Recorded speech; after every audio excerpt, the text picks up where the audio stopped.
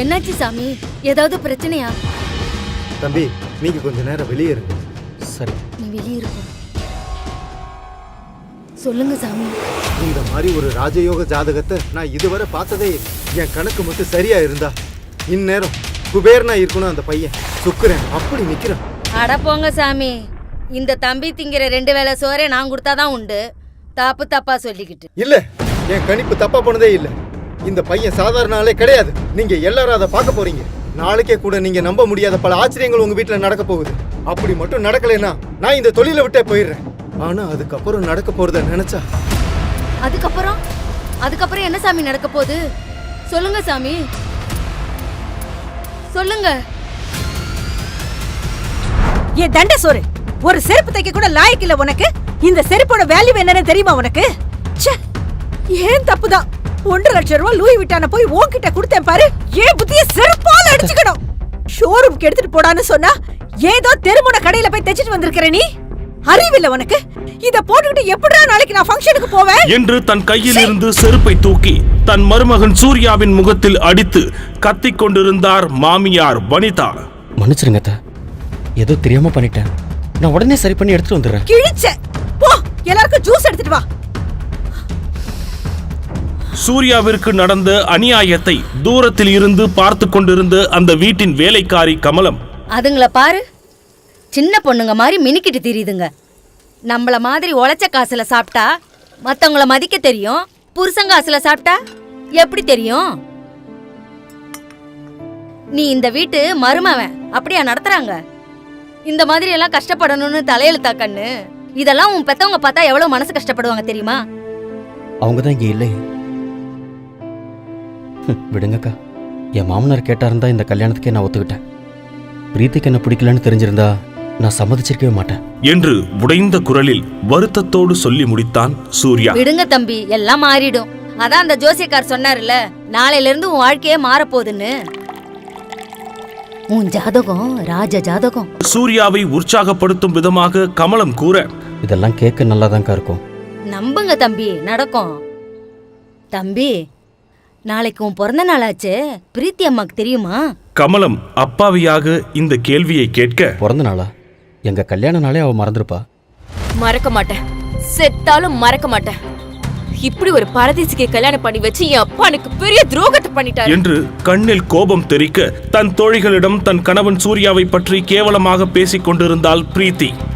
சரி, இவருக்கு தான் அறிவில்ல, இவனுக்காவது அறிவிற்கு வேண்டாம்.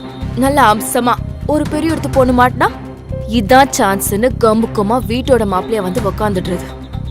மானம் கெட்டவன். அந்த நேரத்தில் பிரீத்தியின் ஆண் நண்பன் ஒருவன், விடு பிரீத்தி, ஒரு ரேஞ்சுக்கெல்லாம் ஒரு ஆளே இல்லை. பிரீத்தியின் முடிவை எதிர்பார்க்காத சூர்யா சிலை போல் செய்வதறியாது அதிர்ச்சியில் நின்றான். அண்ணாத பிச்சைக்கார நாயே, கதவு திறந்திருந்தா எங்க வேணா நுழைஞ்சிருப்பியா? உன் மூச்சுக்கெல்லாம் பணக்கார வீட்டு பொண்ணு கேக்குதா? இன்னும் ஒரு அடி எடுத்து வச்ச செருப்பு பிஞ்சிரும்.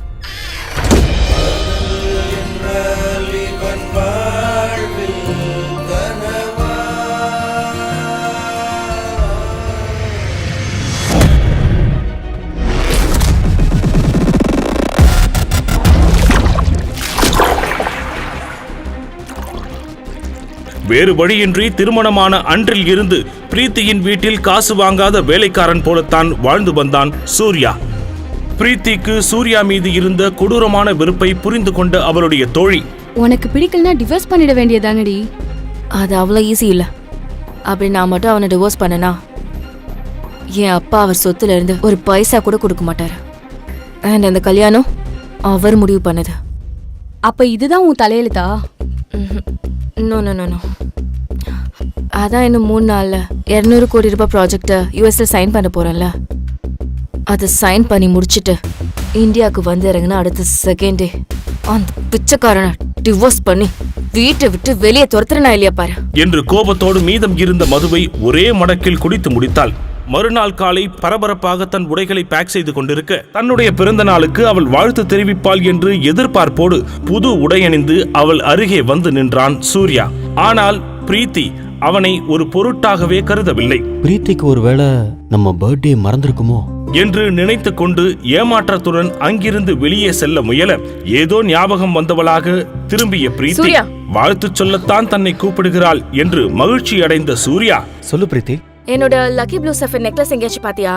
எங்க தேடியும் காணும் என்று பிரீத்தி சொன்ன அடுத்த நொடி மனம் தளர்ந்து போனான் சூர்யா. ஆனாலும் அதை கண்டு கொள்ளாமல் அதுவா?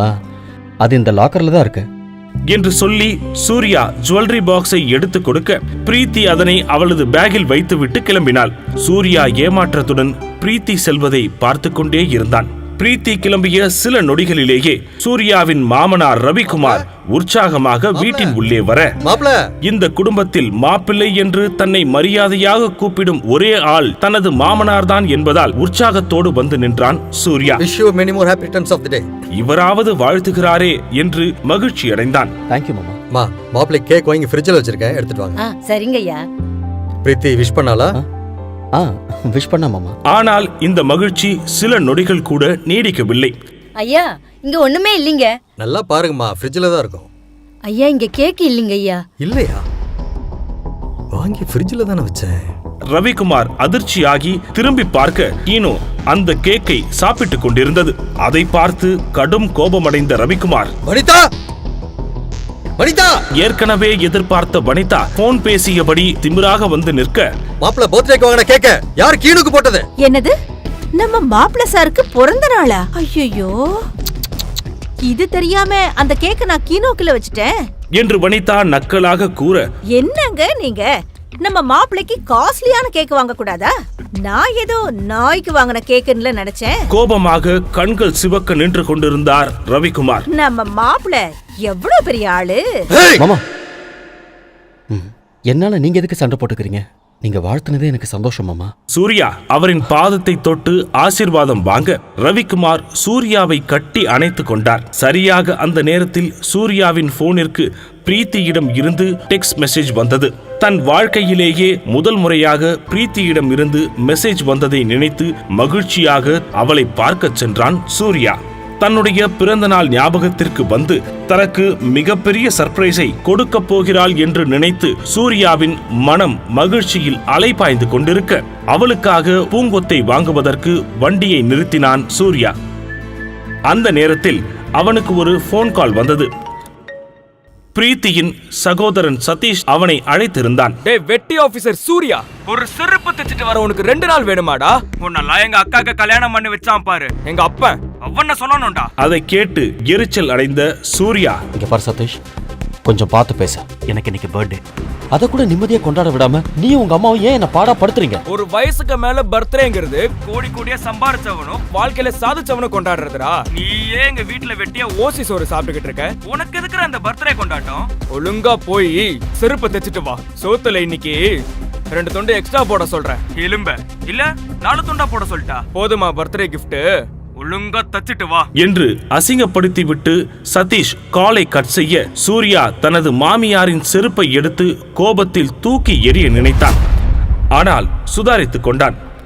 அண்ணா, இது இங்கே இருக்கட்டும், நான் வந்து என்று அந்த பூக்கடைக்காரரை பார்த்து சொல்லிவிட்டு பிரீத்தியை பார்க்கும் உற்சாகத்தில் பார்க்கிங் ஓரமாக பைக்கை நிறுத்திய சூர்யா திரும்பி நடப்பதற்குள் அந்த பைக்கில் வந்து மோதிய ஒரு காரை விட்டு வெளியே வந்த பிரீத்தியின் நண்பன் தேவா தன் தவறை மறைப்பதற்கு சூர்யாவை கோபமாக திட்ட ஆரம்பித்தான். டேய், கண்ணு தெரியாத கபோதி, உன் குப்பை பைக்க பார்க் பண்றதுக்கு ஏன் பார்க்கிங் தான் கிடைச்சதா? உன்னால என் வண்டி வேற ஸ்கிராச் ஆயிடுச்சுடா பரதேசி என்று தேவா கத்த சூர்யாவுக்கு கோபம் கொந்தளித்தது. இங்க பாருங்க, பார்த்து பேசுங்க. எடுக்க சொன்னா எடுக்க போறோம், அதுக்கு வந்து இடிப்பீங்களா? ஆக்சுவலா இங்க கோவப்பட வேண்டியது நானு என்று சொன்ன சூர்யாவை மேலும் கீழும் கேவலமாக பார்த்த தேவா, கோவப்பட்டு தான் பாரு, பார்க்க பரதேசி மாதிரி இருக்க. உன்னெல்லாம் எவன்டா உள்ள விட்டது? இன்னொரு வாட்டி நான் இந்த இடத்துல உன்னை பார்க்க கூடாது, புரியுதா? கிளம்புங்கிருந்து என்று தேவா கடுமையாக பேச தேவாவை முறைத்த சூர்யா தன் முழு கோபத்தையும் அடக்கிக் கொண்டு பிரீத்தியின் கேபினுக்கு செல்ல லிப்டில் ஏறினான். என் ஜுவல்லரி காணோம், எங்க போச்சுன்னே தெரியல. காம் டவுன், கண்டிப்பா பேக்ல தான் இருக்கும், தேடி பாரு. நான் எல்லா இடத்துலயும் நல்லா தேடிட்டேன், எங்கேயுமே காணோம். இந்த சூர்யா வேலையா தான் இருக்கும்.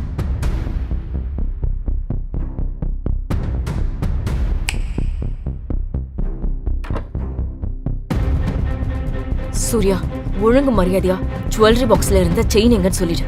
தெரியாதுன்னு மட்டும் சொல்லிடாத. பிரீத்தி கூறியதை கேட்டு சூர்யாவின் முகம் மாற, பிரீத்தி நான் ஏன் உன் செயினை ஏய், இந்த நடிப்பெல்லாம் வீட்ல வச்சுக்கோ. செயின் வேணும்னு சொன்னப்போ அடுத்த செகண்ட் லாக்கர்ல இருந்து நீதான் எடுத்து கொடுத்த. நான் ஓபன் கூட பண்ணாம உன் மேல இருந்த நம்பிக்கையில எடுத்துட்டு வந்தேன். இப்ப உள்ள பார்த்தா செயினை காணோம். நீதான் எடுத்துக்கணும். மரியாதை கொடுத்துரு. பிரீத்தி சத்தியமா நான் எடுக்கல பிரீத்தி. அது ப்ளூ சஃபர் பதிச்ச காஸ்ட்லி செயின். அதுவும் இல்லாம அது ஒரு லக்கி செயின். யுஎஸ் மீட்டிங் போகும்போது எடுத்துட்டு போகலான்னு இருந்தேன். விளையாடாம ஒழுங்கா கொடுத்துரு. பிரீத்தி ப்ளீஸ், எல்லாரும் பாக்குறாங்க. சட்டையில இருந்து கையட என்று மெல்லிய குரலில் அவளிடம் கெஞ்சினான். எடுக்க முடியாதுடா. உன்னை கல்யாணம் பண்ணதுல இருந்து என் மரியாதையே போச்சு. ஆபீஸ்ல இருக்கவங்களா உன்னை ஏன் நான் செலக்ட் பண்ண, எனக்கு உடல் ரீதியா ஏதோ பிரச்சனை இருக்குன்னு அவங்கள ஒரு முடிவுக்கு வந்துட்டாங்க. போதும், என் அப்பா சொன்ன ஒரே காரணத்துக்காக உன்னை கல்யாணம் பண்ணது போதும். அதனால நான் இப்போ அனுபவிக்கிறதும் போதும் என்று பிரீத்தி திட்டிக் கொண்டிருக்கும் போது அங்கே வந்த தேவா, பிரீத்தி, என்ன பிரச்சனை? இவன் எதுக்கு உங்ககிட்ட பேசிட்டு இருக்கான்? What's happening? முதல்ல யார் இவன்? இவனை பத்தி பேசுறதுக்கு இவன் ஒருத்தே இல்ல. ஏய், என் ஃபிளைட் போர்டிங்க்கு இன்னும் 1 hour தான் இருக்கு. அதுக்குள்ள என் செயின் கைக்கு வந்தாகணும். இல்லன்னா அவ்வளவுதான். பிரீத்தி, டோன்ட் வரிடா. நீ அமெரிக்காக்கு போயிட்டு வந்த உடனே இதே மாதிரி செயின் நான் உனக்கு பிரசன்ட் பண்றேன். It will look lovely on you. என்று தேவா பிரீத்தியின் தோளை தொட்டு ஆறுதலாக பேச, தேவாவை பார்த்து பிரீத்தி புன்னகைக்க சூர்யா மனமுடைந்து திரும்பி நடக்க ஆரம்பித்தான். ஏய், ஒரு நிமிஷம் இரு. என்னது இது கையில? குடு குடு குடு குடு. இது எதுக்கு? பிறந்த நாள் வாழ்த்துக்களுக்காக வந்தவன் திருடன் என்கின்ற பட்டத்துடன் மனமுடைந்து வெளியேறினான். பின்பு பார்க்கிங்கில் பித்து பிடித்தவன் போல் நின்று கொண்டிருந்த சூர்யாவிற்கு கமலம்மாவிடம் இருந்து கால் வந்தது. ஹலோ தம்பி, எங்க தேடி அந்த செயின் கிடைக்கலப்பா.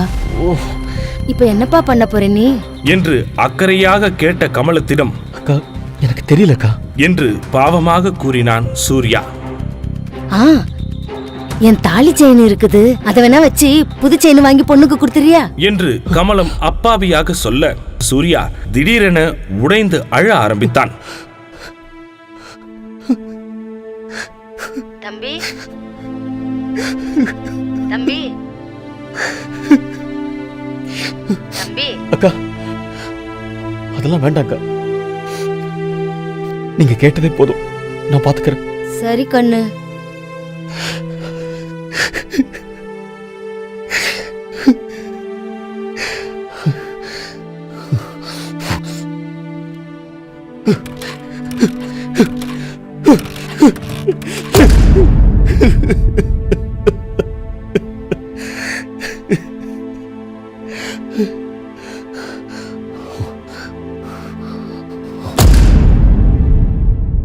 பிரீத்தி கோபமாக சேரில் உட்கார்ந்து இருக்க, அவளை சுற்றி அவளுடைய தோழிகளும் தேவாவும் நின்று கொண்டிருந்தார்கள். தேவா பிரீத்தியை சமாதானம் செய்து கொண்டிருந்தான். அடம் பிடிக்காத பிரீத்தி. செக்கினுக்கு இன்னும் 1/2 மணி நேரம் கூட இல்ல. அந்த ஃப்ராடு இந்நேரம் அந்த செயினை வித்திருப்பான். ஆமாம் பிரீத்தி, சொன்னா கேளு. நமக்கு செயினை விட அமெரிக்கன் டீல் தான் பெருசு. அதுக்கப்புறம் வந்து கூட நம்ம அவன் மேல கம்ப்ளைண்ட் கொடுத்துக்கலாம். டைம் ஆச்சு பிரீத்தி, கிளம்பு என்று மூவரும் சமாதானம் செய்த பிறகு அரை மனதோடு சூட்கேஸை எடுத்துக்கொண்டு கிளம்பினாள் பிரீத்தி.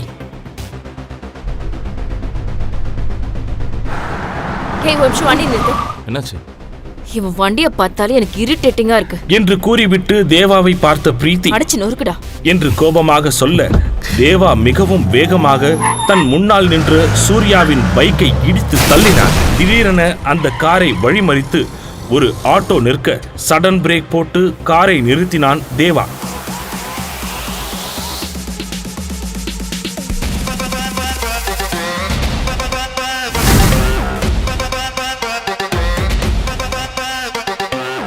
ஏண்டா திருட்டு நாயே, ஓ இஷ்டத்துக்கு ஆட்டோவை குறுக்க விடுற? உன்னெல்லாம் ஆபீஸ்லயே செஞ்சிருக்கணும்டா.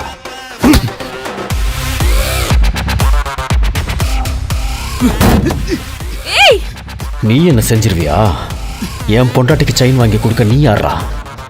நான் உனக்கு பெருசா ஒண்ணு வச்சிருக்கேன்.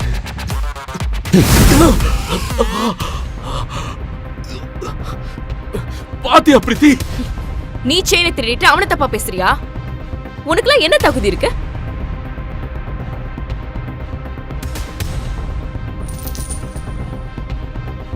பாத்தியா பிரீத்தி? இந்த ஃப்ராட் தான் செயினை திருடி வச்சிருக்கான். பிரீத்தி அதனை ஆச்சரியமாக வாங்கிக் கொள்ள, நீ எந்த டென்ஷனும் இல்லாமல் ரிலாக்ஸ்டாக மீட்டிங்கை ப்ரெசென்ட் பண்ண. All the best. இந்த இத்து போனவங்க கிட்ட எல்லாம் பேசி டைம் வேஸ்ட் பண்ணாத பிரீத்தி. ஃப்ளைட்டுக்கு டைம் ஆச்சு. ஏய் தேவா, வாயை பொத்திக்கிட்டு கம்முன்னு இருக்கணும். நான் என் பொண்டாட்டிக்கிட்ட பேசிட்டு இருக்கேன். ஏதாவது சத்தம் வந்தது,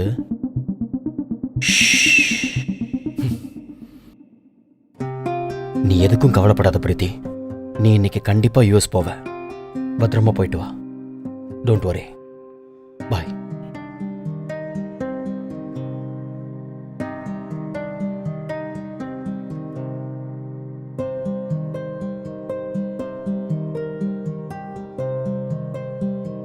சூர்யா இவ்ளோ கோவப்பட்டு நான் பார்த்ததே இல்ல. எனக்கு அவன் வேற மாதிரி ஒரு ஆளா தெரியறான். டிராபிக்கில் அடித்து பிடித்து விமான நிலையத்தை அடைந்தாலும் உள்ளே நுழைந்த பொழுது அந்த ஃப்ளைட் கிளம்பி விட்டது என்கின்ற அதிர்ச்சிகரமான அனௌன்ஸ்மெண்ட் பிரீத்தியின் காதில் கேட்டது. இது எல்லாத்துக்கும் காரணம் அந்த சூர்யா தான் என்று பிரீத்தி புலம்பிக் கொண்டிருக்க, நீங்க பிரீத்தி தானே? எஸ். உங்க ஃப்ளைட் மிஸ் ஆயிடுச்சுன்னு நீங்க வருத்தப்பட வேணாம் மேம். RSV குரூப் ஆஃப் கம்பெனிஸ்ல இருந்து உங்களுக்காக ஸ்பெஷல் சார்ட்டர்ட் ஃப்ளைட் ரெடி பண்ணிருக்கோம். What? May I have your passport? Sure. என்று பாஸ்போர்ட்டை எடுக்க முயற்சிக்க, அதோடு சேர்ந்து சூர்யா திருடியதாக சொன்ன செயின் வெளியே வர அதிர்ச்சியானாள் பிரீத்தி. பின் சூர்யா எடுத்த செயினையும் இப்போது கிடைத்த செயினையும் எடுத்து ஒப்பிட்டு பார்த்தாள். எப்படி ரெண்டு செயின்? பிரீத்தியின் கையில் உள்ள செயினை பார்த்து வியந்த அந்த அதிகாரி, வாவ் மேம், நீங்க தான் அந்த லக்கி கேர்லா? இது ஒரு லிமிடெட் எடிஷன் சஃபயர் செயின். 1 மணி நேரத்துக்கு முன்னாடி தான் சூரத்ல இருந்து ஸ்பெஷல் சார்ட்டர்ட் ஃப்ளைட்ல வந்தது. இது உங்களுக்காக தான் வந்ததுன்னு இப்பதான் தெரியுது. இத யார் வாங்குனாங்கன்னு உங்களுக்கு தெரியுமா? அது கான்ஃபிடென்ஷியல் மேம். சாரி. போர்டிங்க்கு டைம் ஆயிடுச்சு. Shall we move Mrs Surya Chakravarthy? Surya சக்கரவர்த்தி?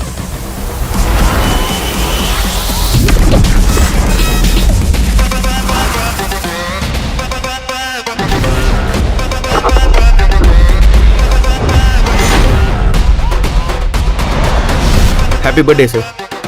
Welcome to the new league.